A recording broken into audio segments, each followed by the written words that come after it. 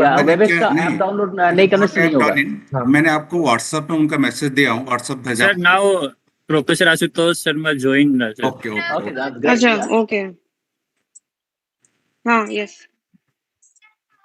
Good evening sir. Good evening.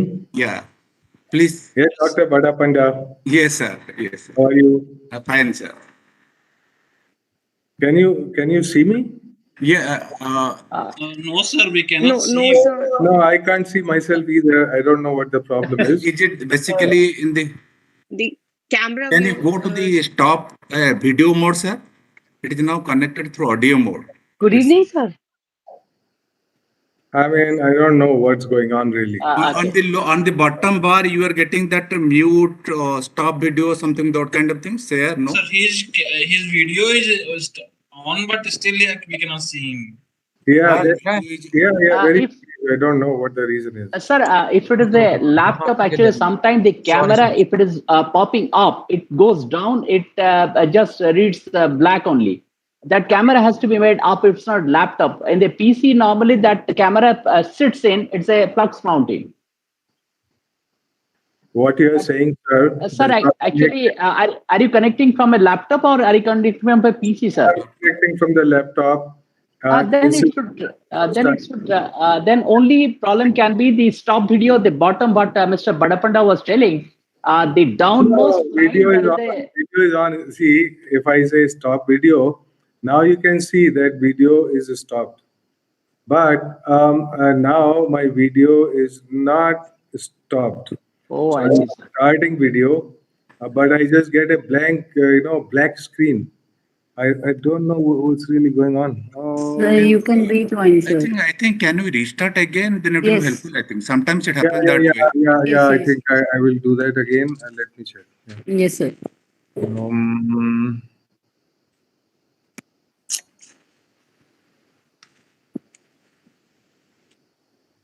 अच्छा, हमारी ये अभी क्या ना, it will be delayed by 5-10 minutes, but in between मैं 2-3 चीज बोलूंगा। कौन कौन ये मनीषा मैडम इज देयर ना? ज्योति, आप तो स्पीकर इंट्रोडक्शन देंगे। Manisha madam, are you listening me? Manisha Devi madam, या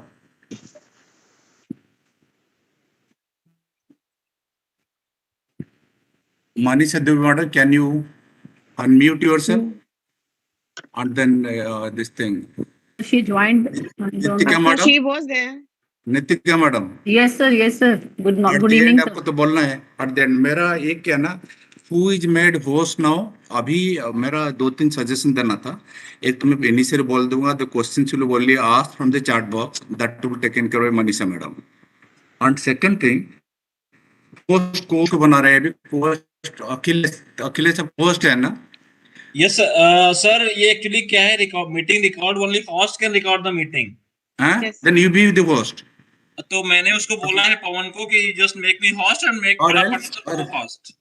हाँ ठीक है, यू बी द होस्ट। क्यों मेरे पास ये करना, मैं एक चीज बोलूंगा, जो को होस्ट और होस्ट जो भी है ना, सपोज इन बिटवीन नॉर्मली सम कुछ क्वेश्चंस अगर आता है, जैसे कुछ कोई मेंबर्स अगर इधर उधर कुछ बोलते रहता है ना, आपको उनको म्यूट करना है।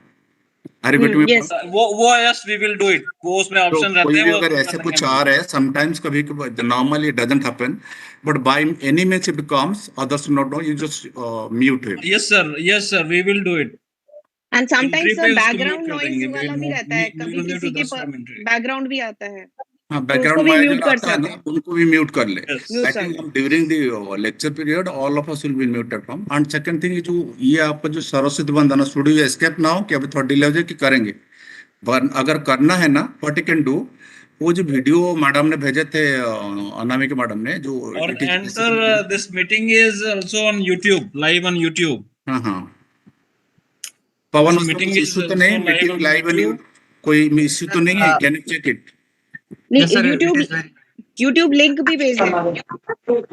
तो संडे को भी ट्राई करें। Yes, I am sending the YouTube link here right।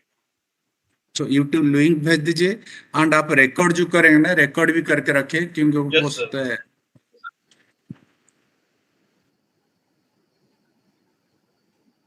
Sir presently जो सरस्वती वंदना है, उसमें क्या है कि वो YouTube का लिंक है, वो उसमें आगे पीछे डाउनलोड करना पड़ेगा पहले। नहीं, डाउनलोड पीसी पे कर ला तो मेरा पास भी है, मैं इसको दिखाता हूँ अच्छा। अभी, नहीं तो ये पे लेट कर ये करता हूँ, मैं जस्ट देखता हूँ, will start it maybe in 5 minutes time.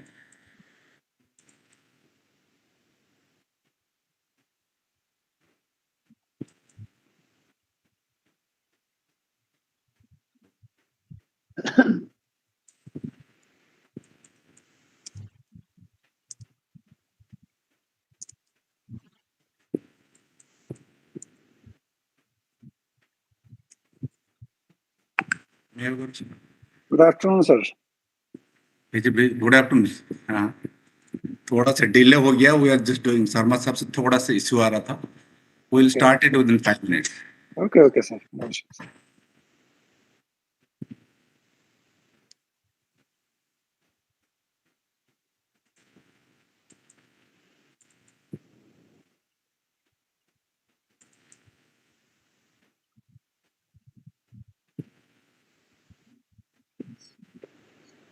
I think just because we were delayed, maybe we can avoid this also not today. Yes sir, आज अवॉइड कर देते हैं, नेक्स्ट टाइम अगर सर है हम तो कल। what we can do, मैं इसको Akhilesh sir, solve कर रहा था. now you are the host, sir.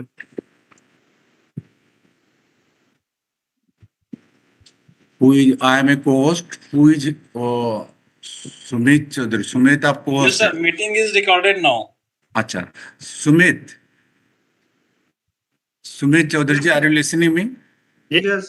You are a co-host, sir. In between, if some noise comes from some of the audience and all those, and if some discussion go in different room, Yes, sir. We can see now. Great. Some Mr. video. Sharma sir. Sir, namaskar. We all of see you. All of us see you. Namaskar, namaskar. Yeah. Yes, sir. Namaskar, sir.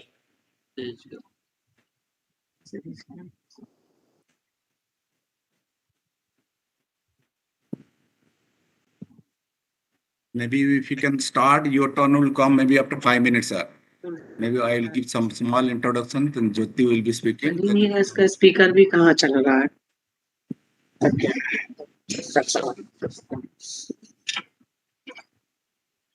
उस पे तो आ रही है आवाज, छोड़ो, हम उसी से कर ले बात.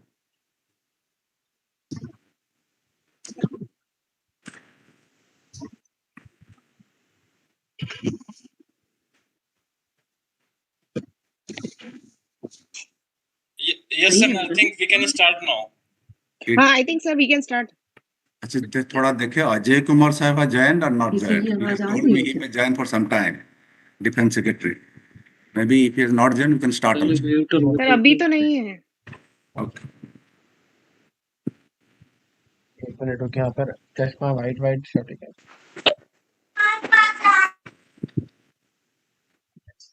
हाँ हाँ हाँ तोमर जी ज्वाइन किए क्या? नहीं. हाँ, इसको मैक्सिमाइज करना है क्या? No, नहीं, sir. No sir. Move to stage. हाँ ठीक है.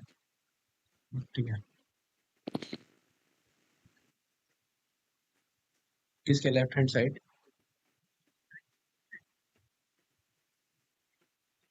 Sir, should we start or wait for some time? हाँ ठीक है. I think, sir, we can start. We can मैंने move सबसे ahead. बड़ा कर It is दिया. already I think we 5 should minutes ahead. Okay.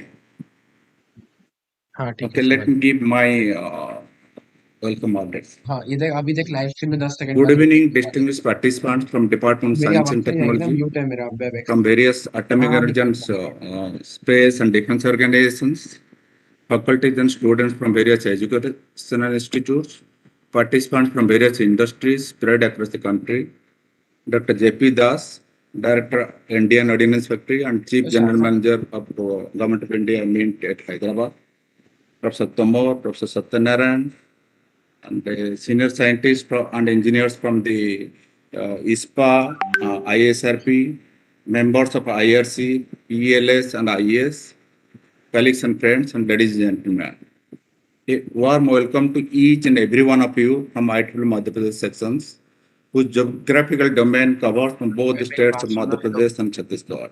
अबे जैसे In तेरे fact, IEEE, the world's ठीक है. largest technical professional सुन, मैं क्या society, बोल रहा हूँ? आवाज आ having रही है? presence in 160 countries, hello. dedicated to the advancement of innovations and अरे मैं बोल रहा हूँ कि जैसे technological तेरे excellence व्हाट्सएप के for the मैसेज पे benefit of दिखते the तो मेरी humanity. स्क्रीन शेयर हो जाती तो यार मैं IEEE ये बोल रहा था Madhya कि sessions सबसे पहले invite पूरा eminent फुल टैब पे शेयर personalities कर दो, from कोई government, यूट्यूब दिखना नीचे, विंडोज industries, and व्हाट्सएप दिख रहा है, academics from India and Instagram वाले लोगो abroad दिख रहा है, उसको to हटाना, तो deliver फुल टैब पे lectures तो on topic F11 of है ना। recent interest to scientific and technical community. भाई Today's यार lecture is jointly organized by Industry Relation Committee, Power Electronics Society chapter, चल वो कर and दिया मैंने, Industrial कर दिया, Electronics हाँ Society कर दिया। chapter of IEEE व्हाट्सएप के Madhya मैसेज आएंगे तो वो sections, दिक्कत as तो well नहीं as the entire IEEE PLS community. It will be है। ये delivered by तेरे को अच्छा Professor सा लग रहा Ashutosh है Sharma, live. one of the most distinguished persons and renowned scientist in the नहीं भाई country. मेरा And the topic of his lecture slim तो नहीं है, is स्लिम from मेरा invention to charge innovations, the full circle of the knowledge.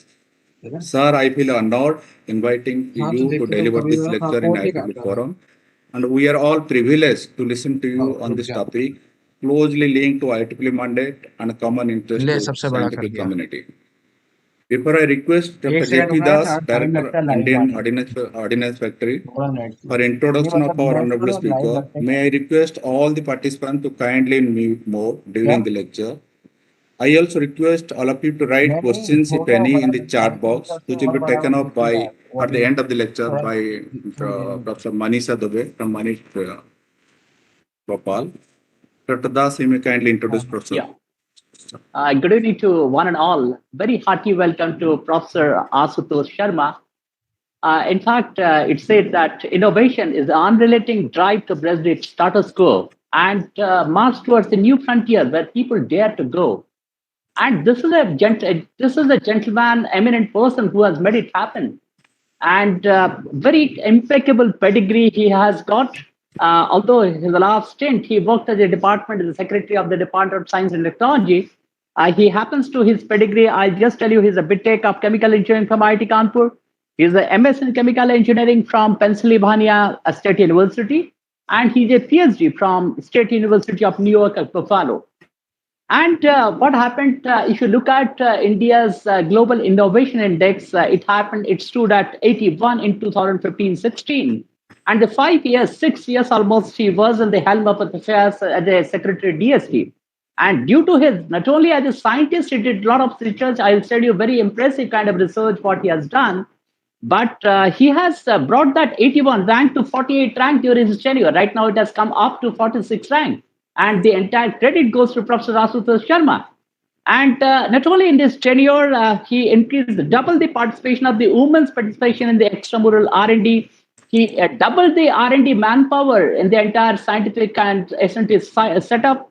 And he worked in policy intervention in different area. He worked, that is infrastructure and human capacity building, innovation and startups, advanced manufacturing, waste processing, clean energy, cyber physical system, industry academic cooperation, science society interfaces, lot of things. And his research interest actually is soft nanofabrication, mechanics and instability, self-organized mesopatterning, functional and nanomaterials, multi-scale MEMS, NEMS, and microfluidic system, soft interfaces, carbon micro nanostructure composites, and interfacial colloidal interaction. And today, in fact, such an eminent person is right now chairing. He's an institute fellow in the IIT Kanpur. He's an institute chair professor. He's CB Sastry chair professor. He's the coordinator, DST unit on nanoscience.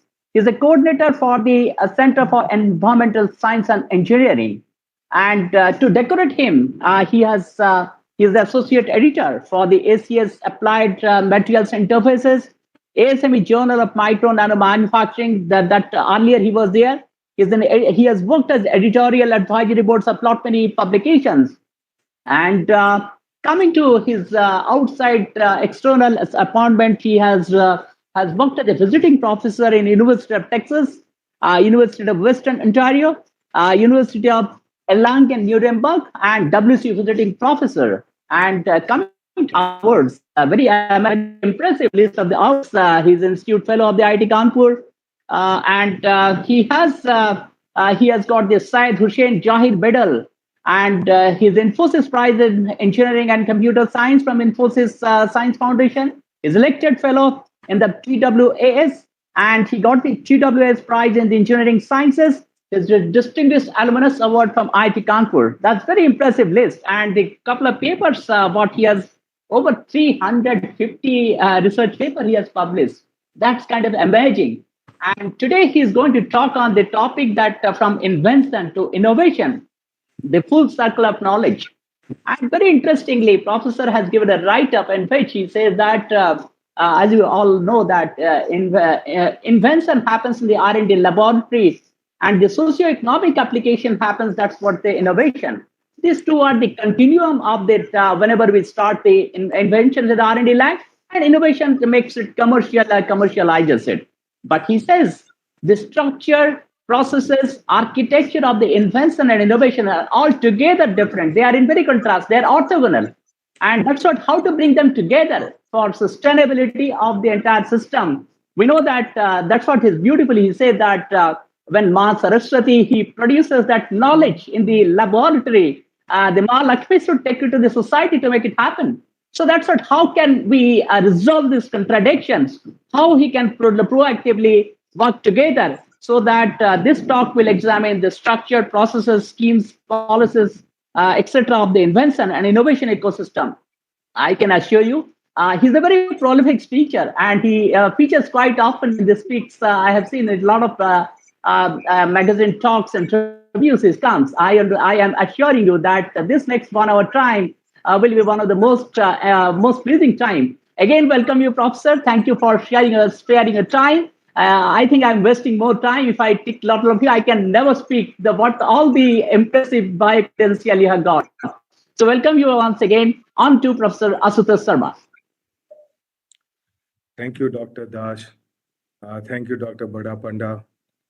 I am so glad, I'm so delighted that we are talking about a very important theme today, which is to understand a little bit about invention and about innovation and how do they work together.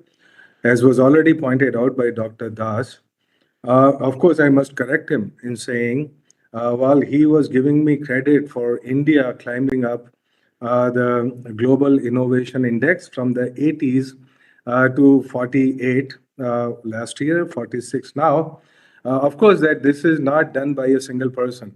It's not even done by a single organization.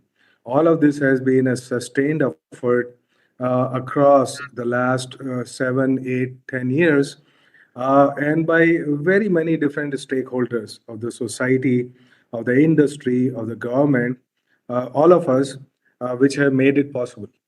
So I'm again very thankful to all the listeners, all the friends who are with us today, even though it's a Sunday late afternoon, and we all know that this is a good time to sleep, that this is a good time to catch up on all the things that we need to do during the week.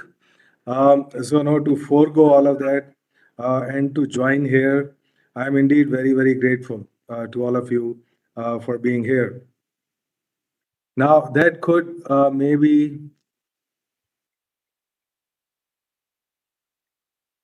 that could count, in fact, as a kind of innovation, if you would. So let me start the ball rolling.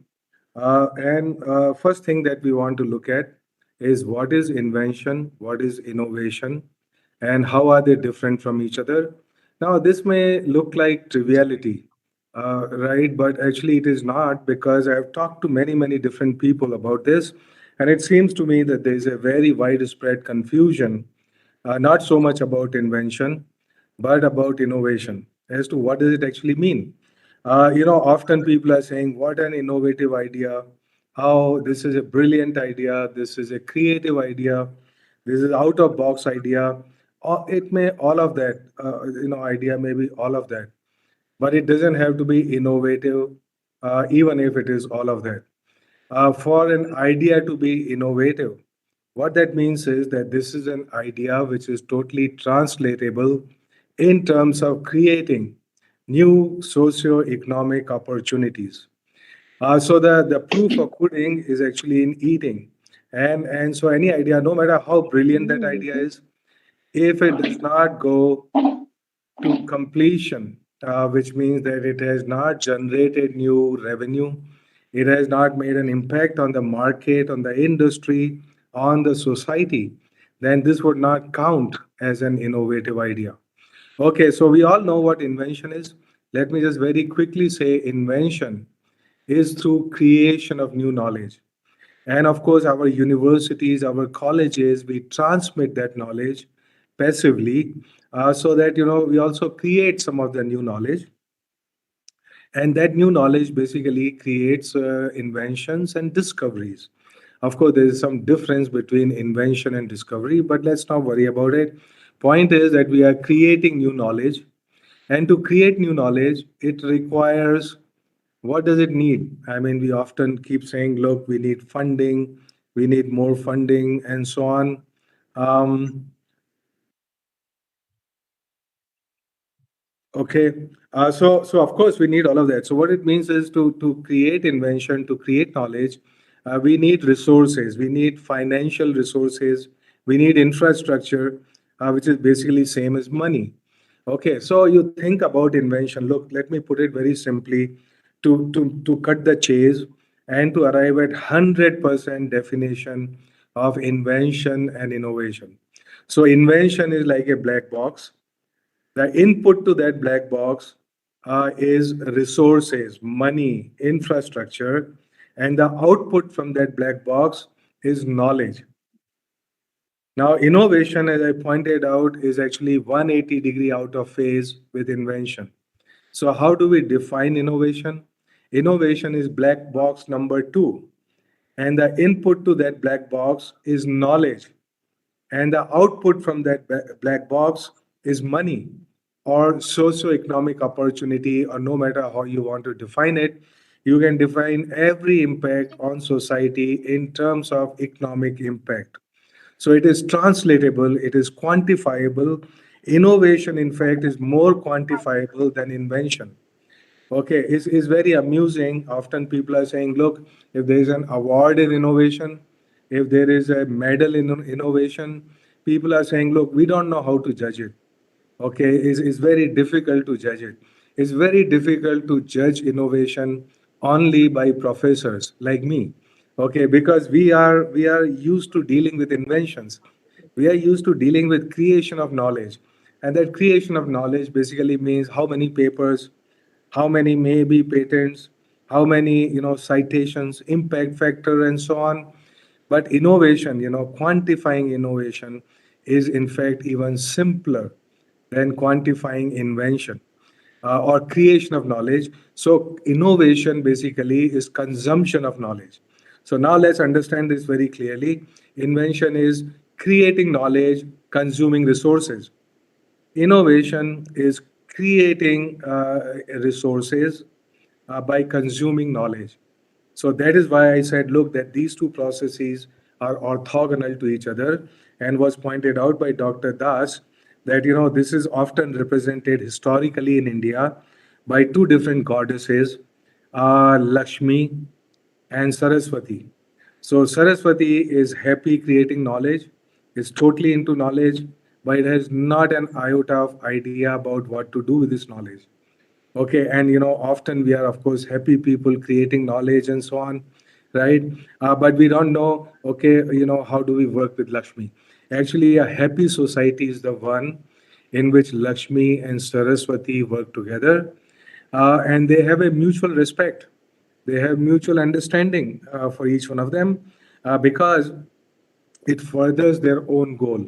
So, this is what I also call closing the circle of knowledge or making knowledge sustainable in the society. For knowledge to be sustainable, like everything else should be sustainable in society, for knowledge to be sustainable, you must not only create or keep creating knowledge, but also consume that knowledge. So, half of the cycle of knowledge is to create knowledge, the other half of the cycle is to consume that knowledge and create new opportunities. So, as you have new opportunities, some of that goes into producing new knowledge, and some of that knowledge recycles back into new resources. Right. So now these are actually each one of this is one half of the knowledge ecosystem. Of course, there are different organizations, there are different stakeholders that focus on these two different aspects. But if these two aspects were to work together, it is clear that there has to be a strong interface or a strong connect between the two of them, which is the ecosystem of invention and the ecosystem of innovation. Now, okay, let me just very quickly say where are we in India about invention ecosystem. So you see, we often hear, hey, how is India doing in science and engineering and so on? I have to say, as far as the invention ecosystem is concerned, uh, India is doing very well, indeed.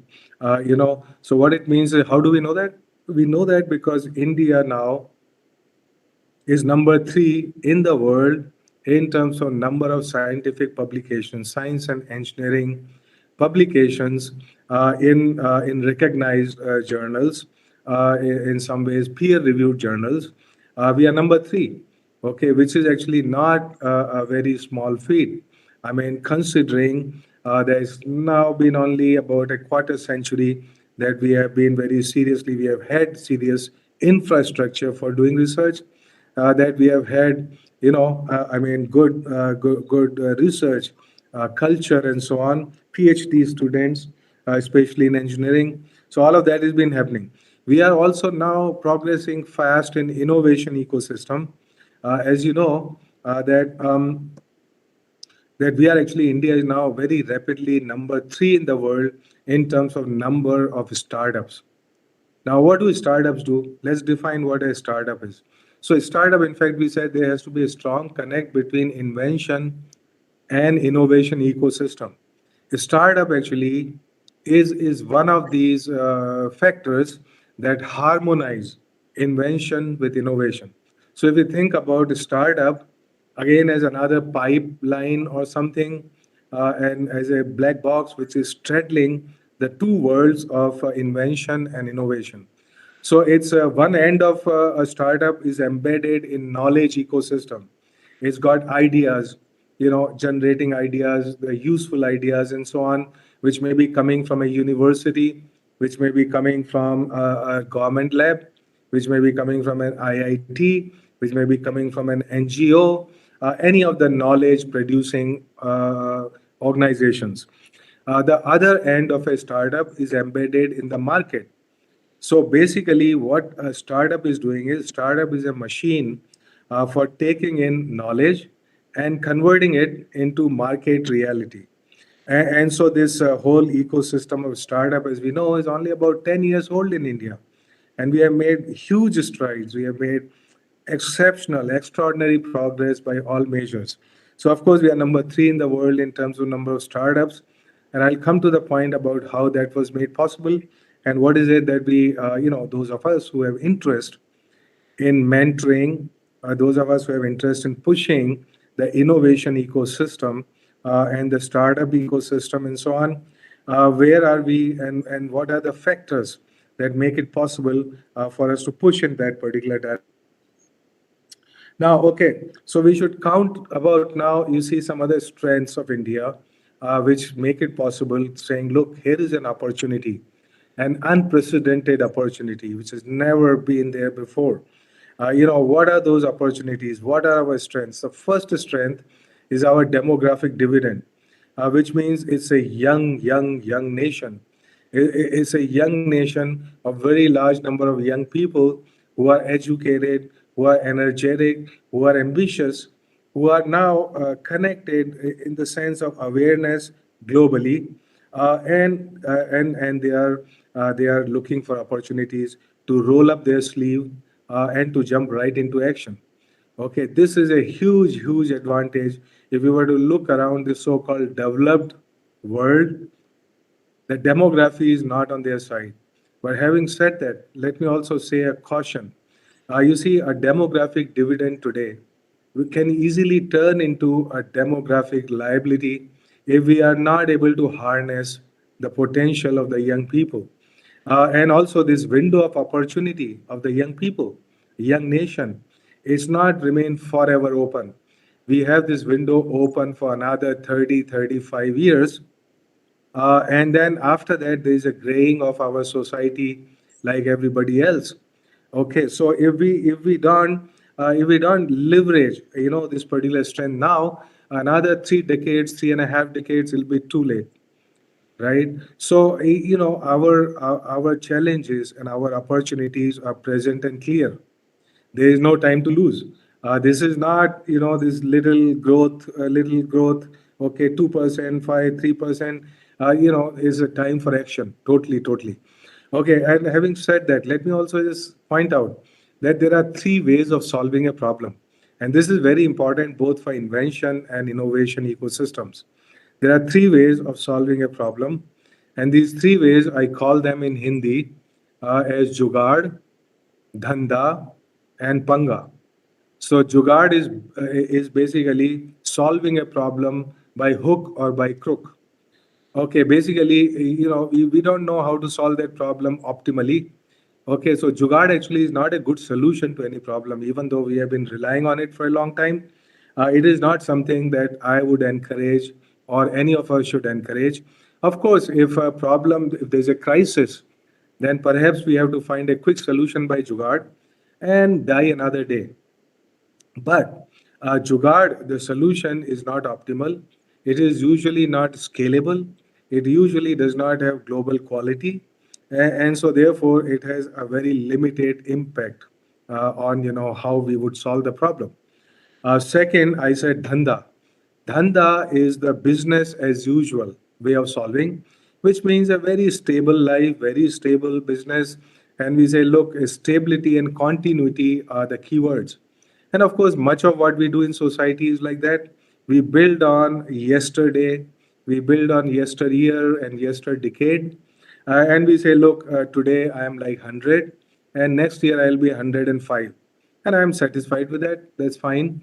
The third way of solving problem is what we call the disruptive way of solving problem, which is what I call Panga, right? Now you see this is a very cultural aspect, because finding solution by Panga, which is disruptive solution, okay, if it succeeds, is going to replace the conventional model of business in that particular area.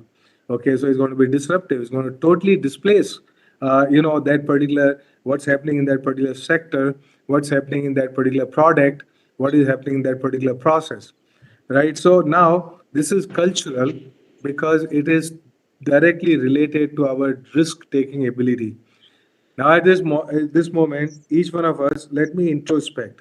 If I were to look at my school education, if I were to look at my college education, if I were to look at any of the coaching classes, if I were to look at my parents and my teachers and my neighbors and my friends, is there a single of these entities which are taking risk, which are saying, look, I may fail. Okay, I mean, is that valued in society at large? So if it is not valued, if it's not encouraged, then we do not take risk. If we do not take risk, it's business as usual. Okay, this is very simple. So as a parent, as a teacher, it is my duty, as a scientist, if you are listening to it, is my duty that all the young people that I come in touch with, I should put my mouth, I should put my money where my mouth is, and say, look, I am together in it with you. Okay, if you fail, I would fail with you. Okay, and so that confidence that we need in order to take risk, if we are risk averse as a society, we are risk averse, and with that, you cannot really progress very fast and very disruptively. Okay, second aspect, when we are counting our weaknesses, we said, look, we are number 3 in invention ecosystem. So is there a weakness there? Not in terms of quantity, but there is a weakness in terms of quality, whichever way you judge the quality, because if we are not the leaders, then we are followers. And that is reflected in the kind of journals that we publish in, is reflected in the kind of citations and impact factors which are obtained from these journals and publications. So there are two weaknesses in our invention ecosystem, and they directly impact our innovation ecosystem. So, what are these two weaknesses? One is the quality, lack of disruptive ideas, lack of being a leader in our profession rather than a follower. And the second is the lack of direction and relevance of knowledge which is being created. Now, the direction and the relevance of knowledge does not come from within the lab, it comes from outside. So therefore, if there is not a strong connect from the outside, from the users of that knowledge, unless there is strong connect with the users of that knowledge, we would not have the good direction, good quality, and good relevance of the ideas and publications and the knowledge which is being created. Okay, so now we totally understand actually what is it that we need to work on. What is it that we need to work on? Basically, the direction, relevance, and quality of knowledge, and is connect a very strong connect with the stakeholders of knowledge that will consume it. For example, industry, for example, government, for example, NGOs, for example, startups. So these are some of the stakeholders of knowledge. And no matter how good a knowledge I have, if I'm not connected strongly to knowledge consumers, then I'm not going to go anywhere. Now, this point actually, let me illustrate this point with a little example that we all understand. You see, in during COVID-19 time, when the COVID-19 hit us, the virus, hit us, we had nothing. We had not even N95 mask. We had no ventilators. We had no diagnostics. We had certainly no vaccines, PPEs, nothing, right? Zero. But within few months of virus coming in, we had the world-class designs, manufacturing, and solutions for all of these. Ventilators, for example, very good designs, and the world-class ventilators which are available become available here. How did that happen? You ask yourself the question, could it not happen 10 years ago, 5 years ago? It could happen.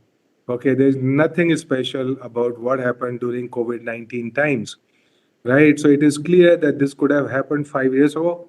It could have happened 10 years ago, indeed, but it did not happen. Why it did not happen? Because there was no connect. There was no shared purpose. There was no common objective. There is no shared objective. Right now, how did it happen? Because obviously, when everybody is scared, everybody knows what needs to be done, and everybody knows how to get there, how fast. So I would introduce at this point the concept of triple helix, which means that industry, government, and academia working together. These are the three strands of knowledge. So indeed, it happened that COVID-19 times that these three people were working together. Now, of course, startup, you may call it fourth strand, or you can define it as one kind of industry. But it is fairly clear that the government was there to support all of that, the startups, the industry, which could offer relevant solutions, and industry and academia were working together to get these solutions off the lab, right? And so this is a very simple example that tells us that the direction and relevance of knowledge are very important, and the connect of that knowledge is very important. And this is a lesson that we need to push. Okay, now, of course, now what is important? When we look at innovation, ecosystem, innovation, innovative solutions, the problem-solving abilities, a lifelong ability for learning and commitment to learning, and connecting the dots, and respecting diversity, and so on. Right now, these are a lot of words. But what does it mean? Let me say, I've talked to so many different startup people, right? Sometimes as their mentor, sometimes as their friend, sometimes as an observer, sometimes as a supporter, and so on. And I try to learn about, how startups can fail and how do they succeed, right? So let me say, look, a startup actually, is basically a collection of people, first of all, who have some brilliant ideas, right? They have brilliant ideas, but at this moment, they do not have any understanding of market reality. So basically, in order to be successful, it is not enough to have brilliant ideas, but also brilliant ideas whose time has come, which basically means that one has to know very clearly what I call KYC. No, know your, of course, it says know your customer, if you would, but also KYP, know your process and know your market. So these are some of the things okay, that have to be totally under control.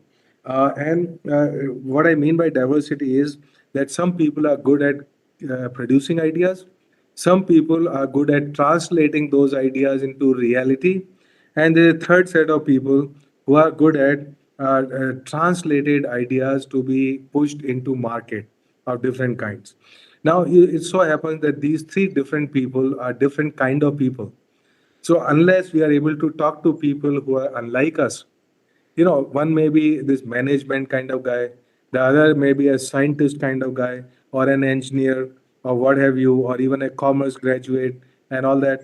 You see, so unless we have empathy, unless we can understand each other, unless we are share the objectives and a nomenclature, we would not be successful.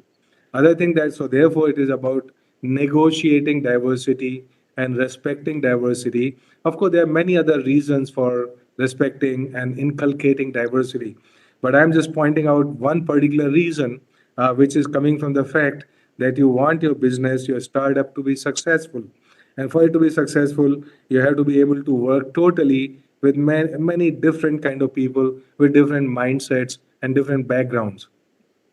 Okay. So, of course, the capacity for lifelong learning and also understanding not just your business, but also your proximal businesses. That's extremely important. Let me give you an example on a larger scale. There is an example. Okay, there was a company that was the world's largest company. It was like a monopoly. It was the world's largest company in photography. Okay, and then this was at a time when there was a paper photography. You printed photographs on a paper, then you developed them, and you put them in albums and so on. Now, this company is top leadership. At some point, thought that the digital photography has no future, even though this company was a pioneer in digital photography also. But they somehow thought that digital photography has no future, and they didn't really worry about it, didn't develop that market. At about the same time, there was another global company, a very big giant market leader, in fact, a science leader as well, technology leader, which the leadership of that company thought that the personal computers and personal computing has no future. Only the mainframe computers have future, but no personal computers. Both of these companies actually, the company which was doing photography, it totally crashed within a decade, and went out of it. It disappeared from the market totally, right? Because of the rise of digital photography. At the same time, the other company which pulled out from personal computers and personal computing and so on, of course, suffered a great deal because that market becomes so big. Now, the reason I'm giving you this example is that each of these leaders of these two companies, they were not fools. Okay, they had a vast experience and they were intelligent people. The reason that they made this judgment, maybe which turned out to be incorrect judgment later on, is because of a simple reason. You see, if you don't have personal computers and personal computing, then the digital applications like digital photography cannot take off. You see, unless I had a computer right in my home, my office, and so on, what will I do with digital photography? At the same time, the personal computers and computing will not take off until or unless you had digital applications like digital photography. So these two businesses are actually dependent on each other. This is called co-arising of technology. We are very good at what we do, but we don't pay attention to our proximal technologies. We don't know what our neighbors are doing. We don't know what are the points of connect of our technology with other technologies, other products, and other connecting points to society at large. So this is something which is so important for us to succeed in having a startup, in having a tech business, and so on. Right. Now, another point that is very important for businesses, for startups, for innovation to succeed. You see, we talked about the fact that, of course, you need to have a good idea, you need to have good technology, you need to have a good product, You also need to have a good market understanding and penetration in there, translating, manufacturing, selling, all of that. You don't necessarily have to sell it to the market, but you may have to sell it to another company, which will take it to the market and so on. So to be able to negotiate the entire chain, the value chain of innovation. Okay, but in addition to all of this, it is often not appreciated that for any of this to be successful, the culture and policies play a huge, huge role. I would say 80% of the role is not about technology. Oftentimes, technology may not even be a bottleneck. Other words, that's not what makes for the failure. Okay, it's not the technology. It may be lack of great idea. It may be lack of not understanding market realities and so on. That's a separate aspect. But beyond that, there are two aspects which are undervalued and not often appreciated, and these I call the culture and the policies. Now, let me give you an example. Dr. Bada Panda, how much time do we have left? You are muted. Dr. Bada Panda, you are muted. Sir, around 20 minutes. Oh, okay. Oh, that's enough time. Okay, right. Yeah. As per your convenience, sir. Okay, so let me give an example about how policies are so critical in order to succeed in the tech market. You see, the simple example is that in India, for more than 100 years, there was a policy, there was a regulation, basically, which said that nobody can do surveying and mapping, okay, without very tight approvals. These very tight approvals from the government agencies may take as much as 8 months. It may take 6 months. It may be a very tedious process. So any private industry or even making a railroad, making any kind of infrastructure, maps, surveying, mapping are so critical for the economy. All our infrastructure, our services, they ride on them. I need not actually emphasize that point. It is huge, huge, right? But now, because of the regulations, it said that look, you cannot do surveying and mapping unless you take these approvals, which are tedious and time consuming. Right now, just think about what happens if your infrastructure project is delayed by 6 months. What is the impact on economy?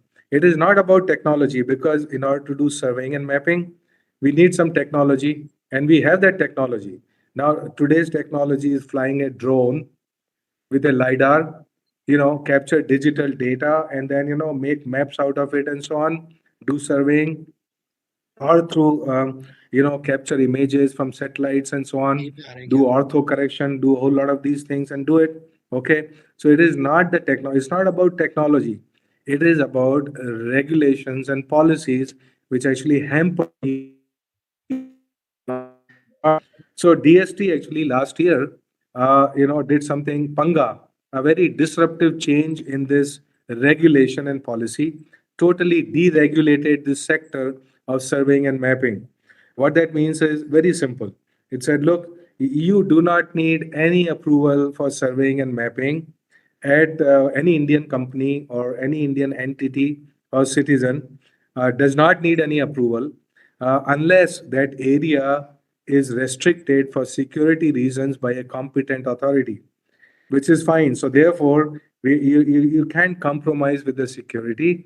But beyond that, for your developmental needs, for the needs of development and planning and governance, you need to deregulate the sector. You need to liberalize the sector. Now, one outcome of this very simple policy, which is followed up by guidelines and so on, is this scheme called Swamitva. It's very simple. See, a whole lot of our rural people, they do not have ownership certificate for their land. Right? We know that. I mean, all this, is very complex system at the level of panchayat, tehsildar, patwari, and so on. It's very complex. A lot of people, they don't know, what is it that they own in terms of land. And this has very serious consequences, right? Because the digital surveying has not been done properly. So there people don't have land certificate, ownership certificate.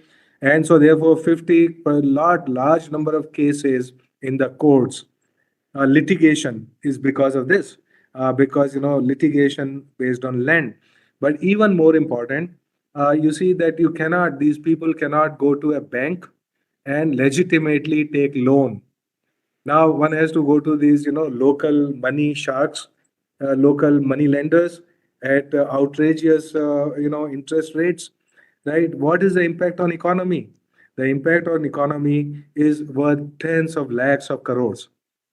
So now what happens is with the new deregulating the sector of surveying and mapping, which is done with digital technologies, it is now becomes possible to provide digital ownership certificate of the land to our rural people, farmers, and so on. It will do two great things.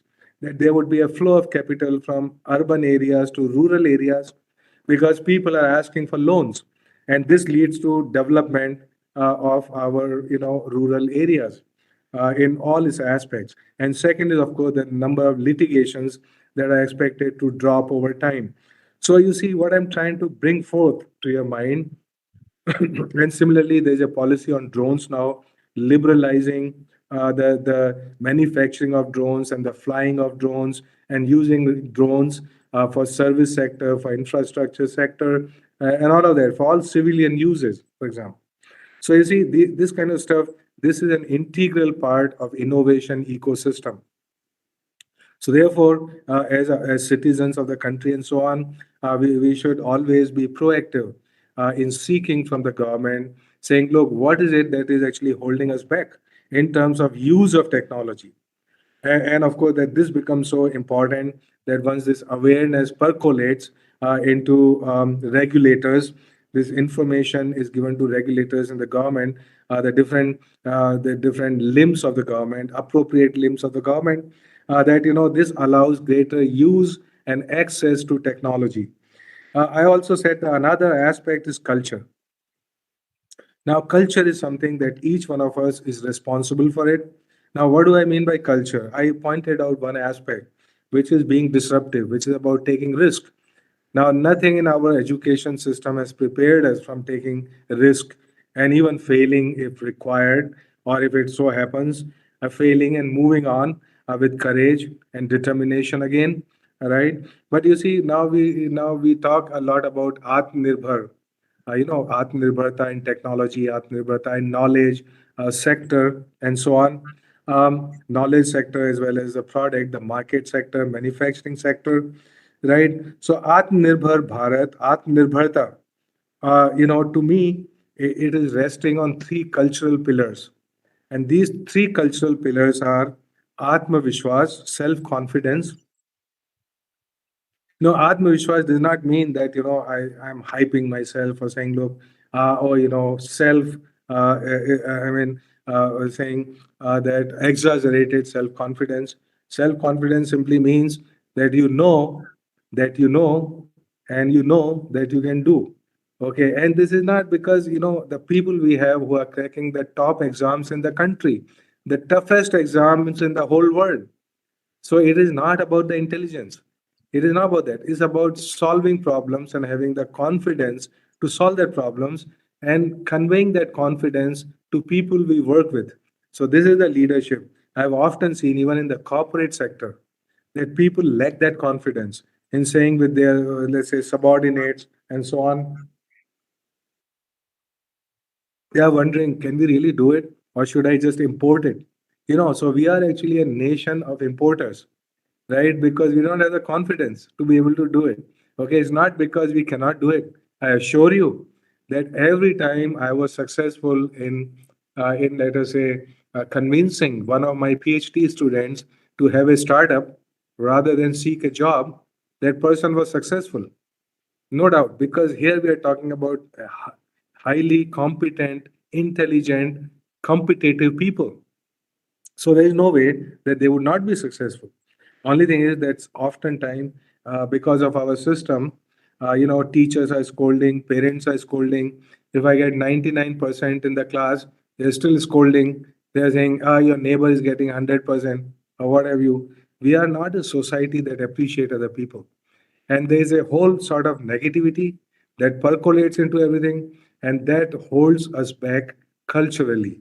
The other pillar, cultural pillar, is Atma Samman, which is self-respect. In fact, self-respect is not exclusive. A person who does not have self-respect cannot respect others by and large. This is what I've seen in operation. So it is important that we respect ourselves and we respect people around us. At the same time, and then finally, the final cultural pillar is Atma Chintan, which means a dispassionate analytical analysis of who we are and our problems and how do we move ahead. Okay, and this is also related to scientific temper. We talk a lot about scientific temper and so on. Having all of this are actually the pillars of success in innovation, together with a whole lot of soft skills that we talk about, which are things like teamwork, which are things like respecting diversity, which is like, you know, a whole lot of communication, for example, and so on. A whole lot of things that we actually don't teach people in education, but we should. I mean, you know, it's good to have all this formal education that we do, but at least 30% of that education has to be related to these aspects that we are talking about. Each one of these aspects are very deep, and they are cultural, and they are related to, actually who we are. For example, having positive energy. Often in my convocation addresses, I tell younger people, by the way, I mean, sometimes, you know, people say, "How old are you?" I always ask people, "How young are you?" Right? All of us are young, some are younger. Okay, and this is so critical to understand that particular aspect. And so I basically tell people, look, you should just not be hang around people who are negative people. I call them energy vampires. They not only suck your blood, they will suck all the energy out of you. So therefore, you know, of course we have problems. Everybody got a problem in his or her life. We also have problems on level of society, community, neighborhood, everything. But the point is, you must understand what the problems are and look for the solutions and work for them. It is just no point just complaining about it all the time. Take action wherever we can. Okay, so finally, I would just say that look, startups. I've often found that the startups are successful when they are not just imitating a product or a process and just selling a product, you know, a regular standard product, but when they are selling knowledge together with the product. Now what I mean by that is understand your customer. KYC is know your customer. Okay, so what is it that customer is looking for in your product? So what need of that customer your product is going to satisfy? So give them the full turnkey solution. Not just give this product, install the product, and disappear. Okay, and I've seen that whenever that happens, that you get more customers because you're not simply selling a product, you're selling a solution through that product. Now, let me just quickly we run out of time by begin the end, the conclusion, conclude the talk by saying, look, what are the challenges of the future which are coming at us at faster and faster rate? What are the opportunities? What are the challenges? Every challenge is an opportunity in terms of invention, but also in terms of innovation. And by the way, I don't want to give you actually a long list of what do you call the schemes or the government schemes and other opportunities for innovation, for supporting startups and so on. That is something you can Google. You can go to Department of Science and Technology webpage. You can go to Technology Development Board. You can go to BIRAC and go to Department of Biotechnology, Electromity. Everybody, all ministries, they got schemes which are related to supporting incubators, to supporting startups. And of course, there's a whole lot of private capital out there, waiting for good ideas to scale up and so on. Venture capital, seed capital, the risk capital, all sorts of stuff, capital floating around. So it's a question of, okay, so I'm not getting down into that. But I'm saying, is, look, what are the challenges of future that we need to prepare for, that we need to be totally ready? Because the future is coming at us at faster and faster rate. and the future is all about convergence. So while I keep thinking about, hey, I'm a chemical engineer, you are a physicist, you are IEEE member, I am an American Chemical Society member, and so on. So we created a lot of silos, and which is fine. I mean, there's nothing wrong with these silos. It gives us some identity. Okay, at the end of the day, I can get a particular job because I have a particular degree in a particular area, and so on. Perfectly good. Okay, but a whole lot of these future challenges are not challenges only of one discipline. Okay, so they are what? I mean, if you look at one thing is there is a huge integration and convergence of technologies of different kinds, from communication to computing to making autonomous decisions through artificial intelligence, tools of AI, for example, machine learning, deep learning, and so on, making autonomous actions based on these decisions, which are actuators, collecting information about surroundings, which is through sensors, for example. So basically, communication, computing, decision making, autonomous, autonomous perception, autonomous action, and so on. So in general, we call these things called cyber physical systems or thinking machines or the rise of intelligent machines is going to pose unprecedented challenges to every aspect of our existence, the society, no matter who we are, no matter what we do. It's about this. The whole foreseeable future of humanity on planet Earth is about all these different streams of technology and their integration and their diffusion into every aspect of our life. Of course, this is reflected in Industry 4.0. We also reflected in Society 5.0. Of course, these are two different concepts. We don't have time to get into it. But anyhow, the point is, and then going forward, there will also be integration of biological into cyber and physical. So right now there's a convergence of digital and cyber on one hand and physical on the other. Now throw in there the biological, and then this integration becomes complete, and that is the future of humanity. So therefore, in terms of knowledge, it poses a lot of challenges in terms of education, in terms of skills, in terms of lifelong learning, in terms of jobs, the future of jobs, the future of learning, the future of everything, the future of who I date, future of who I marry, what I eat, which path I take, okay, everything, right? All of that is going to critically depend on these technologies. Okay. Second thing, of course, an overarching challenge ahead of us is sustainable development. Now, this is even deeper than the rise of intelligent machines, right? The sustainable development, of course, there are many aspects of it: the climate change, the environment, and even you go a little bit deeper down in all of this, what is all this technology and challenge about? It is about a happiness of people. It's about the sense of fulfillment that people find in this world. All of this thing, stuff we have been doing for 200 years in our technology or what have you. What is the purpose of that?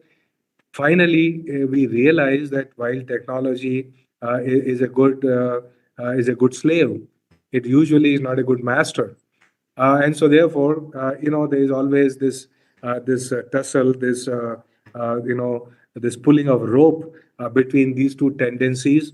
If we were to call it sustainable development, if we were to look at our definition of development today, okay, which is through consumption, even if it is reasonable consumption, even if it is what you call the responsible consumption, and even if it is aided by technology or more efficient technology, it still means that sustainability comes under pressure, where every time we consume more, that little bit of sustainability comes under pressure. So sustainable development actually is an oxymoron, because sustainability and development are pulling in two different directions. And so I'm not condemning either technology or sustainability or development here at all. That's not the intent. The intent is, how are we going to actually going in the future? How through technology and through other processes of culture and society and policies and laws and regulations and the will of society, how are we going to be addressing this aspect? to my mind, this is the overarching challenge of all foreseeable future, as long as the tech activities of human beings remain on this planet Earth. Right? Okay. So I think we are pretty much out of time. We are indeed. Okay. So there are a whole lot of stuff, that's really, we could discuss when we are together. Each one of these stuff that I proposed here, really keywords. We have touched the surface. We have not scratched the surface. It's not even, tip of the iceberg, if you would. So each of this stuff, there are a whole lot of things that one can go much deeper and say, look, depending on, what the interest of a particular audience is, one can do that. Okay, but our time together now has ended. Anju दी को phone है तो मैं कतिका दी को उससे बात कर रही हूँ. Our time together has ended, and I'm indeed very, very grateful that on a Sunday evening, there are still some of us here, talking to each other. Thank you very much for that. If there are any questions, any discussion, any dialogue that anybody would like to have, I'm very happy, okay, to participate in that. Thank you very much. Jai Hind. Thank you very much, sir, for enlightening us on various issues related to invention, innovations, and their correlations, including related schemes, policies of the country. It is clear that inventions create new knowledge, and innovation consume this knowledge to transform them into socio-economic opportunities, and they should work together for sustainable development of the human society. Sir, invention and innovation ecosystems have improved significantly in India in recent past, and there is significant rise in patents filed and granted during last decades. You have already mentioned we are number 3 in publications, number 3 in startup ecosystems world, and so on and so forth. Here I am happy to inform you that my team of IRC, PLS, and IAS of IEEE Madhya Pradesh system consists of nearly 100 IEEE members from various NITs, IITs, and reputed institutes, as well as from various R&D organizations, industries, and most of them have significant journal publications, patent, and innovative contributions, so on and so forth. Hence, we are optimistic that innovation ecosystems in the country will improve further in the years ahead. Now, I request Professor Manisha Devi Madam from NIT Bhopal to kindly ask questions from the participants to the honorable speakers, if there is any chat box. Yeah, very good evening, sir. First of all, I would like to thank Professor Sharma for giving such a good talk. It gives us very deep thoughts how we can move ahead from invention to innovation and connecting all the dots to fulfill the need of the society. Thank you very much, sir. And now I would like to all the participants, if you do you have any specific question or query, so you can type it on a chat box right now. Banapande sir, I'm not seeing any specific query in the chat box. So I'm requesting everyone present here, if you are interested in asking some question, you can ask right now.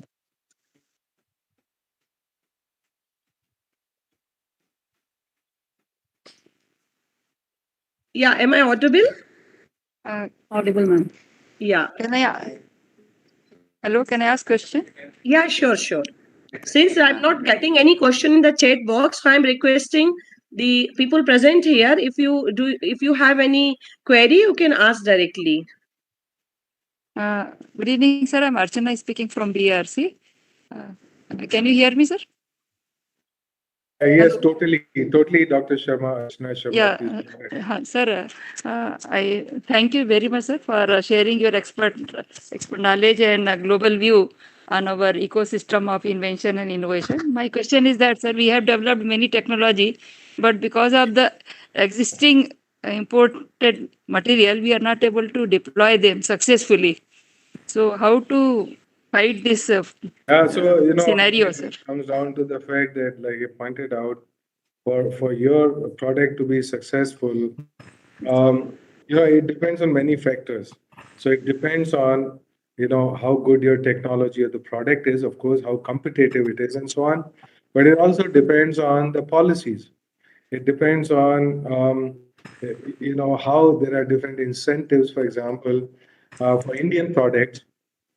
and so on. And I know that many of this stuff is happening. So things today are much better than what they were even 2 years ago. For example, that there's a greater, you take, for example, DRDO, right? So all of their budget used to be spent within their own labs. Or even, example, you are from DAE, right? Now, all of these departments, ministries actually also start to look outside of themselves. All right. So this is about connecting actually the larger ecosystem of knowledge. DRDO now about 25% of their budget would be spent solving problems outside of DRDO with the help of IITs, with the help of CSIR labs, different labs, whatever. So this is about breaking the silos and working together. Right. So all those opportunities are now coming in a big way. So also, I mean, if of course, all of us have some nano product or something or other, right? But we don't have enough time, effort, and understanding to take them further, to scale them up, or somehow, go to that commercial space, so to say. Exactly. Yes. Right. And those enabling mechanisms, they are coming up now, but they have not been there. For example, if you're a scientist in a lab, if you're a professor in IIT, what do? I mean, even your recruitment and promotions are all judged by your papers, right? So, unless you get away from that culture, then I'm not saying everybody, 100% people have to do only this. All I'm saying is 10% people who can do that, and there must have to be an enabling policy, enabling framework that allows it, right? I know I've mentored some, successful nanotechnology startups. Okay, and I know how hard it was, but there's a misconception. It was a lot of even today, and that misconception is that you cannot be globally competitive and successful doing high technology based on hardware in India, and even much less so if we are doing it in some second tier city like Kanpur. People were so discouraging. They said 12 years ago, 15 years ago, they said, what will you do? You do nanotechnology in Kanpur, Kanpur village, right? That to hardware and be globally competitive. People didn't have that confidence. Yes. I had that confidence. Okay, and I think it's just a question. There are opportunities. It's a question of, are we culturally tuned to those opportunities? Do we have enabling factors in place? Do we have encouragement? Do we have mentors? Do we have role models? Right? Do we have all of that? Right? So I think it's about ecosystem. It's not about an individual. Yes, sir. Right? Often people ask me, they say, why Stanford, MIT, blah, blah, blah, they are very successful, in startups and so on. Why IITs are not what, right? They don't understand anything, right? What they don't understand is that you see in around MIT, it is actually Lakshmi which is chasing Saraswati, not the other way around. Okay, so I know this. So it is basically, you see, when our industry understands the value of knowledge, see, there was a time when you were successful not because what you knew, but because who you knew. Right? This is all about license, Raj, right? So therefore we were not competitive. We are not worried about knowledge. Right? So once industry understands that they make money through knowledge, then Lakshmi will chase Saraswati for his own good. Okay. So that's happening more and more, but it has not happened to the same extent as the ecosystem somewhere else. Okay. And so each one of us actually, it's not about each one of us waiting for this to happen 100%. Okay. So we are actually the ones who have to also make changes. And we make some impact, no matter how small it is. Yes. Right? Even at our own cost. Yes. Right? I mean, it has to be a movement. I mean, each one of us, you, me, Dr. Bada Panda, everybody, little panda to big panda, everybody have to be together, right? Thank you so much, sir. Thanks a lot for Thank you. very motivating speech, sir. Thank you. Good evening, sir. Can I just ask you one question? It was great insight, great learning from your experience. But what I feel, I have one concern. the private sector contribution in the R&D is nominal. While we see that there is the influx of big MNCs setting up their R&D laboratories in India, the public R&D still leads significantly the private sector R&D. Of course, there are startups. Startup is one part of it, but when we talk about large-scale system, only a corporate sector they can do that, can bring out different technology together. What is that inhibits the Indian corporate sector to invest significantly R&D, and what can be the possible intervention to make it happen? Yeah. So it's a fantastic question. And in fact, there's an entire chapter in the new upcoming policy on science, technology, and innovation. It's a little bit delayed now, but it should be out soon. Right, the national policy on science, technology, and innovation pays special attention to this particular question. You are very right in saying that, you see, so there are many different aspects of this question. In fact, to my mind, if you were to ask me personally, to my mind, the overarching factor in all of this is culture. Okay, I mean, this is something we don't talk about. We keep talking about science and technology, which is perfectly fine. Okay, we have to talk about science and technology. But what is the enabling factor behind science and technology for it to succeed? Or, for example, in this particular case, spent on R&D. It is about understanding the value of R&D. Now, that happens when, when you are globally competitive, when you are not into just importing all the technologies. Now, what happens is for that, you need to have a little longer time horizon.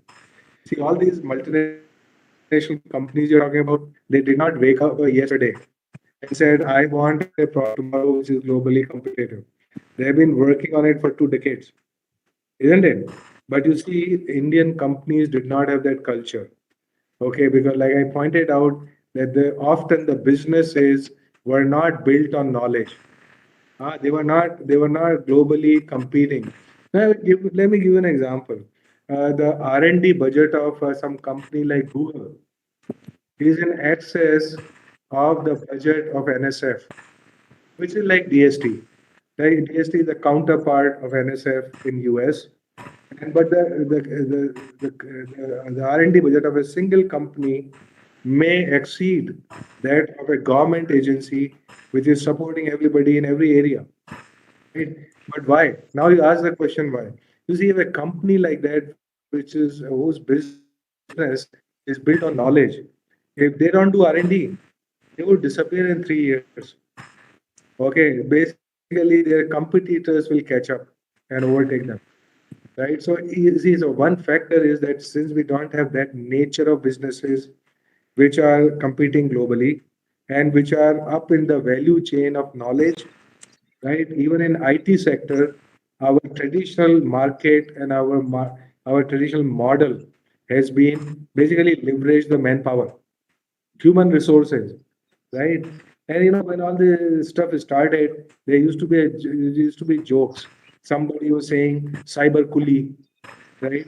It's not like we don't own these softwares finally, right? We are not moved up the value chain, right? Which requires knowledge, right? We are just simply selling our human resources.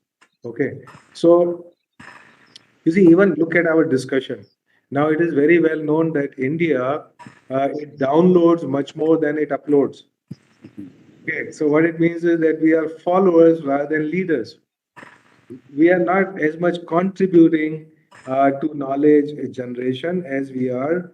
We are not exporting as much as we are importing, and this is true even for knowledge, not only for material products, right? So I mean, this is like that. See, look, there are two ways of learning. I am afraid that our society been only in one mode of learning, which is learning, which is basically at the feet of guru. I mean, you set the feet of your guru and you're learning from him or her. The another way of learning is after you have learned like this, to stand on the shoulder of your guru and see farther than your guru can see. It does not mean that you disrespect your guru. It means, both you and your guru have the confidence to help each other, right? Not to say, no, no, no, you sit at my feet for the rest of your life. Okay, these are all cultural aspects, right? So I think, we need to have both of these processes. That's something you learn from all your gurus and this, but you also have to generate something. You also ought to be able to teach your guru and make some new path. You see, the problems of India, there are many unique problems of India and unique solutions. Now, somebody sitting in this great university XYZ of a developed country, they don't understand neither your problem nor solution. So if we don't think of those solutions ourselves, who's going to think about it? Nobody in the whole world. So if we are going to be followers, then we have this danger that we are only following, what somebody is doing out there, right? But that's not our challenge. That is not our solution, isn't it? So, the fact is that all the challenges are in India.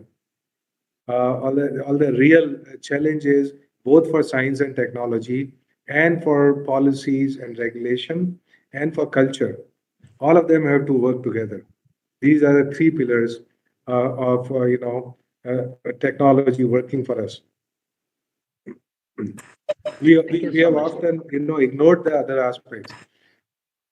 So as a scientist, I keep my lab, right? I'm saying, okay, if I have made this something, I have published it, there's the end of my job, right? Of course, in some ways, it is the end of my job, but in addition to other sectors of society working for it, like industry, we also have to work for it, right? I mean, we have to spend some time and effort in order to reach the stakeholders of knowledge.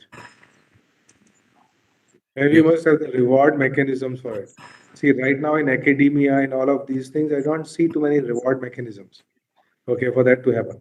But it's changing. So positive thing is that the slope is positive. But I would want to see the slope to be very steep and positive. Okay. So, it is not this dhanda, business as usual. Every day we must be thinking, how can we do something which is really big or impactful? My guru, my mentor, my friend, Dr. Mashelkar, he describes it as pole vaulting. Earlier we used to call it leapfrogging. I don't also like frogs and things. So leapfrogging, I don't know, but pole vaulting is good, right? So our ambition has to be high. We may reach 10% of it, doesn't matter, but at least the ambition has to be high. Yeah, there is a question in chat box. Manisha, do we see the questions or I will repeat that? Questions by Dr. Banerjee. Actually, sir, I'm joining as participant, so I'm not able to see Okay, the. no problem, no problem. It has been only the. I'm not able to see the question which has been asked in public. Okay, it's Yeah, okay. yeah. But there is a question from Dr. Banerjee. What he said that we all appreciate IPR and their impact on innovation economy. Do you believe that stronger IPR regime will surely help the innovation ecosystems? The question is, if IPR is more, but the innovation ecosystem will be more or not? That is what he is asking. Do you believe? Just let me repeat his question. Do you believe that a stronger IPR regime will surely help the innovation ecosystem, irrespective of the economic development and technological development status of a country?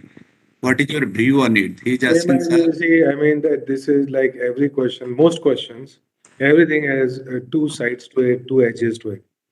Right? See, there are a whole lot of things.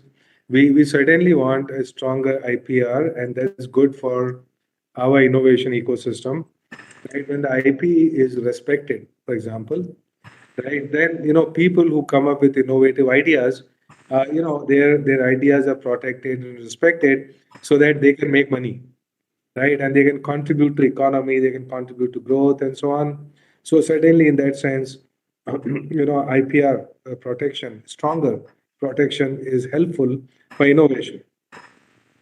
At the same time, we must not forget the fact, like whether it is generic medicine or whatever it is, right? Wherein we have, large market, and then we have to satisfy this market at a certain price level, right?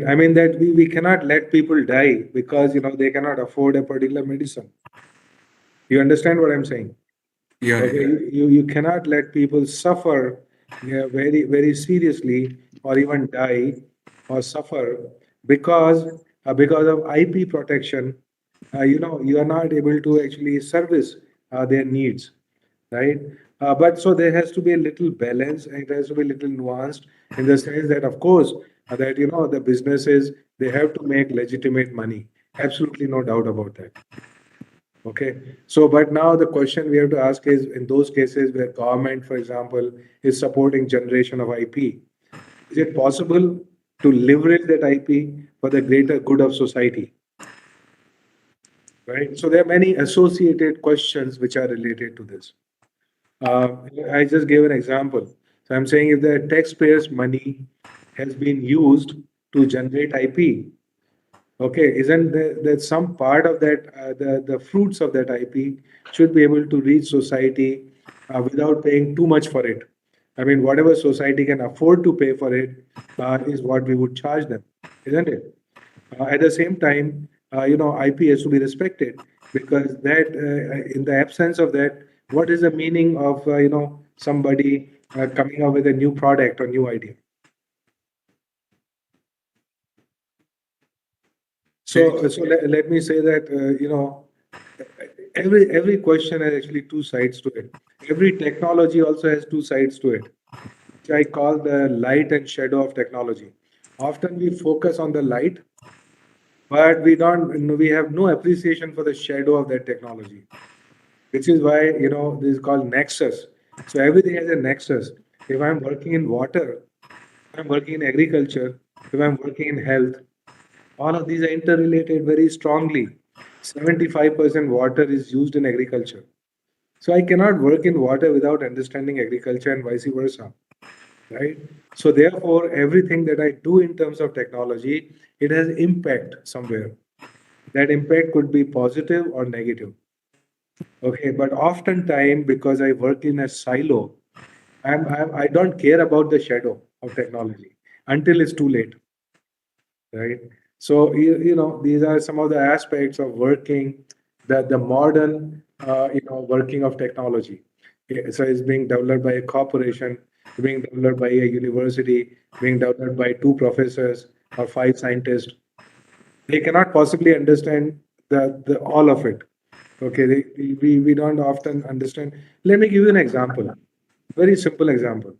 See, I was looking at a project which was making these very efficient solar pumps. Okay, very efficient solar pump which can actually draw water out from very great depth for irrigation, in farming. Now, I mean, this may look like a great innovation and it would really sell, but it is going to have a shadow. What is that shadow? The shadow is when you have a solar pump which is very efficient, which can draw out water at very great depth, it is going to lead to greater abuse of groundwater. Now, we already know that we are losing groundwater at a very fast rate. Now you get free electricity with solar energy, right? And this solar pump is subsidized, and the electricity is free, and it is so efficient. You will do flood irrigation, right? Nobody cares because water is free, electricity is free, the pump is subsidized, and it can draw water out from hundreds of meters down there. So now you tell me whether is that a good product or is it a bad product? I don't know. I think in the long run it may be a bad product. So every innovation, every invention has that shadow and a light, and we ought to be able to judge the impact of each one of them.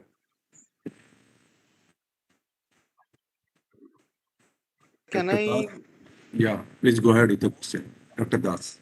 I'm Arijit De, representing Kolkata chapter of CIS. So my question is that I represent a company that is Neo Electronics Private Limited, and I am into the R&D department.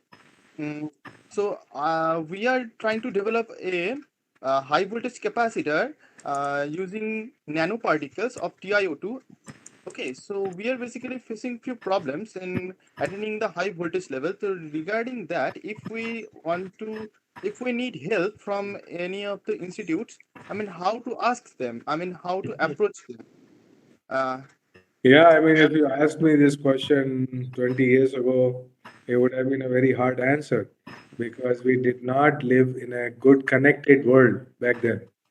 Okay, now today, you see, you just need to do search, find out who are the possible people who have information in that particular area, the people who work in that particular area. Then you send them an email. Most of them will actually ignore it, right? Then you send a reminder, you That is what we are facing sending right until now. they get very irritated. You find out their phone numbers. Then you say, look, that you would like to collaborate, you like to work, you want answers to these questions and so on. Okay. I mean, and you will not always be successful, but at least you know how to do it. I mean, nothing prevents you from doing it. Yes. Arijit, actually, we have already given the email ID of our IRC. You can send the detailed problem what you're facing. Probably our members can suggest better people who are working in high voltage sites and all those. Maybe we will help you out. Please send me a detailed email. Yeah. Then we'll. This is also called crowdsourcing. So, Yeah. Dr. Bada Panda, this is a very good idea. Even if IEEE anybody had actually a portal wherein people can submit their problems, and somebody can visit and say, okay, it's like a clinic. So patients come there and doctors help them, right? Um, there are some models like that, but still, people have to take some initiative individually and approach people. Maybe you can take one or two questions at the most. Then other question you can send me by email. Jyoti, would you like to ask one Yeah. question? Good evening, sir. Sir, I have another question. This is about because as a student of management, I considered that there is a comparative advantage of the nations. Some countries excel in some items, just like Germany in India, automobiles, Italy in leathers, except for the strategic item and the item which are required for the public masses, because a lot of people are under the middle class, lower middle class, poor people. Except for that, is it that we should spread our energy so thin on so many research laboratory, or should we focus that we should be the best in the world? That's what the entire management theory says, that we should be the best in certain areas. So, what exactly the approach should be the approach of the government? Yeah. Again, a good question, but let me also put it this way. I always find it more, interesting and useful to be the devil's advocate. So while I understand exactly what you're saying, I would like to argue the opposite. To bring the counterpoint, so to say. You see, India, Germany, the countries that you're talking about are very small, homogeneous countries. I mean, it's very standard country. So everything there is very standard. The problems are standards and solutions are standards. Even in some countries, US, from coast to coast, you can find the same food. Okay, you like McDonald's, you want this kind of pizza, you want this kind of hamburger, same taste, same weight, same cost, right? Great deal of standardization. India, on the other hand, is very interesting. It is diverse. Okay, the diversity is so huge in India that basically you need a solution, not one solution. You need actually a solution for really many, you need a solution at this cost level. You need a solution at 10x the cost level of that and everything in between, right? So there's a consumer for every cost solution in this country and, different kind of demands. So therefore, in that sense, we must respect the diversity, and this is actually an opportunity. Okay, there's a diversity because many countries, their businesses are not geared towards diversity. So they don't understand the local problems. So therefore, I would say that we should, instead of saying, look, we should focus only on something, I think that this is an opportunity to focus really on everything. I mean, I don't see why a country of 1.3 billion people, okay, cannot succeed in its major, at least major sectors and products. Right now, we take the example of biomedical devices. Right, 80% devices are still imported. Is it because that we don't have the science and technology to make those devices? No. That is not right. That's not the right answer. Okay, I think I'm pretty sure within 5 years, as a challenge, 80% of those devices that we import, at least another 80% of that 80% can actually be manufactured in India. It is not rocket science, right? So what is it that we are lacking? Again, the question comes back there. It's not about focus. You don't think that I mean, you can make as good as stuff as the Germans? I would very much doubt that in 10 or 15 years you cannot catch up if you really said, look, I want to focus on auto sector. That no, not overnight. I'm not saying that overnight you will catch up. Okay, but in 15 years you can catch up, right? So it's about a whole lot of these things is not a 100-meter dash. It is a marathon. And are we prepared for a marathon? Are we culturally, do we have the stamina to be ready for that marathon? Do we have the resolve and the confidence to run that marathon? Or we are saying, look, no, I want a quick profit. So, I mean, tomorrow some technology is available somewhere, I will just import it and start making money tomorrow. Of course, it will start making money tomorrow, but in the long run, okay, somebody else will also be making a lot of money from you. 80% of the money, okay, that's all the import that goes in there. So it's a complex question. Now if you argue on the level of a lab, okay, you say, well, this particular lab, should it be doing 20 different things, or should it focus on two things? The answers are different on the level of a group, on the level of a lab, on the level of a university, and on the level of a country like India. The answers are very different. So, of course, if I were to do audit of a particular lab, then I would certainly say, look, you cannot spread yourself so thin. Just because there is one scientist who's working in every area, you say, okay, ye bhi karte hain, wo bhi karte hain, everything we do, right? But then you will not make impact anywhere. So I totally understand what you're saying, Dr. Das, that that you have to choose there. You have to be selective to be able to see where is it that I can contribute and I can make an impact and I can be competitive, right? But at the level of the entire country of 1.3 billion people and the diversity that we have, the diversity is the strength. And I think that if we can leverage the diversity, other thing is because, the diversity of market, not only the demands, the needs, the diversity of market, the spread and the depth of the market, that is the strength. And we are not, together with the demographic dividend and very, very deep R&D capability in the country, which is not being utilized because the connect with innovation ecosystem is not good. Okay, but it's not because the invention system is not weak in India. If we can pose a good problem, then a good solution can emerge. Right? So therefore, I would again say, often we make the mistake of saying that we have very weak invention ecosystem. I think this is a very deep misconception in India. We do not have a weak invention ecosystem. Okay, whether you call DRDO labs, CSIR labs, anything, universities, IITs, ISOs, anything, right? We don't have a weak invention ecosystem. We have a weak innovation ecosystem. So that is why it is very, it's so necessary to understand the distinction between these two ecosystems. Because if we don't know where the weakness is, then we will be running for wrong solutions. And I often hear this. I say, our scientific R&D is very bad. Of course, it had weaknesses, but it is not as bad as people make it out to be. That's all I'm saying. Okay, because our real weakness is somewhere else. And the real weakness is actually in the connect between invention and innovation. And in particular, the innovation ecosystem is a weak link.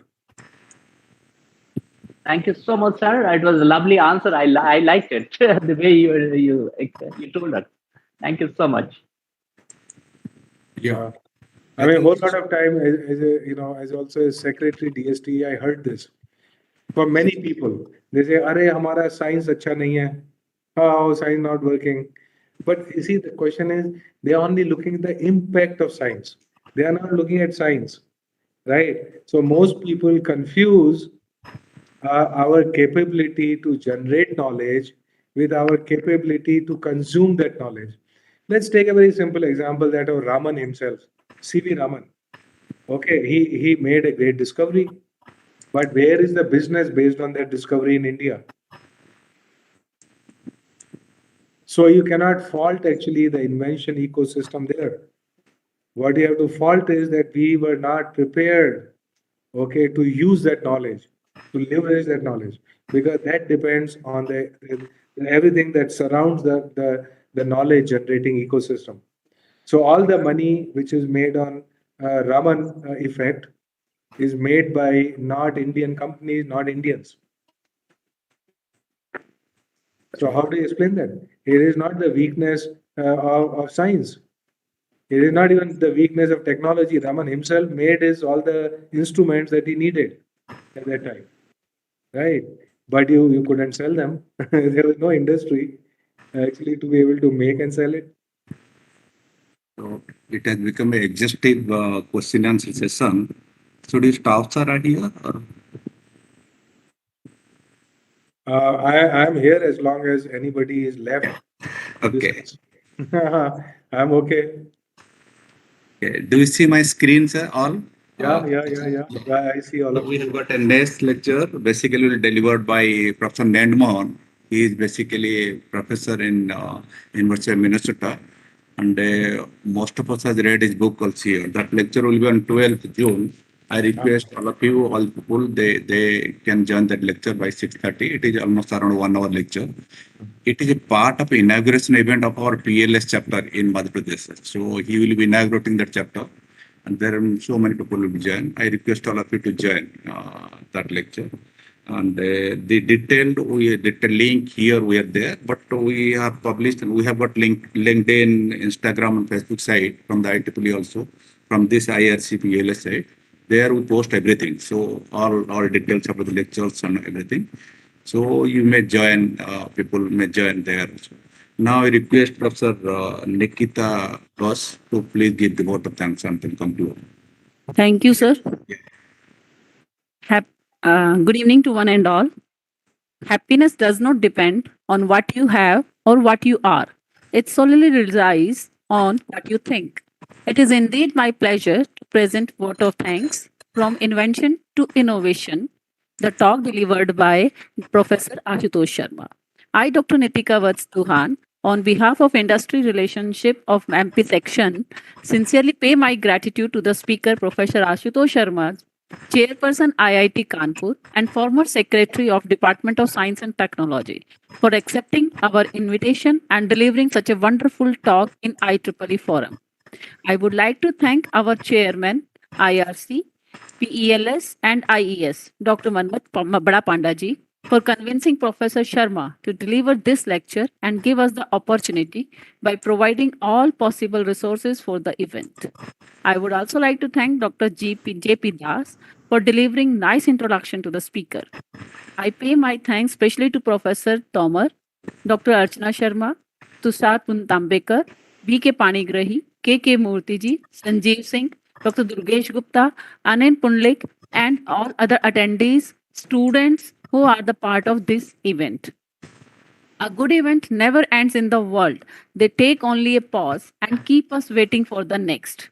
We are looking forward to having many interactive sessions ahead. So I request to be all with us. Thank you. Thank you all. Jai Hind. Thank you, sir.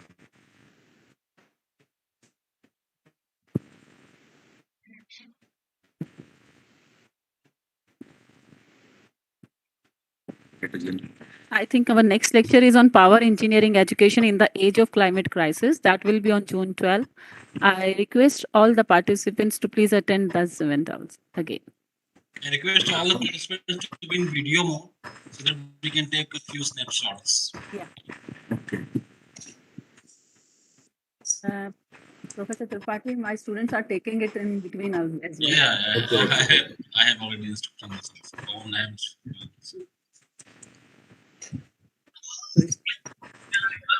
Sir, you may remove this screen. Yeah, I am just removing it.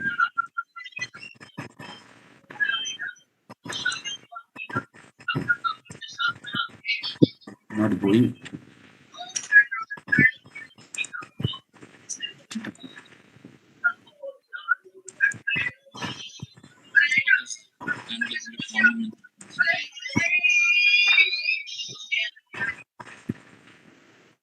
Not going.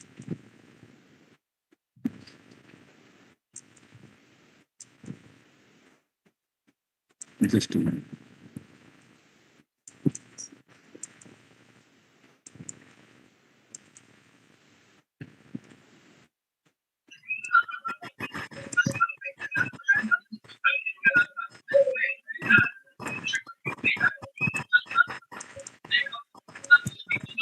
ये तो join नहीं रहे.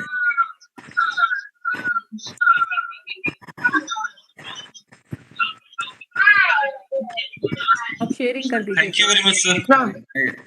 Not getting answer. Thank you all.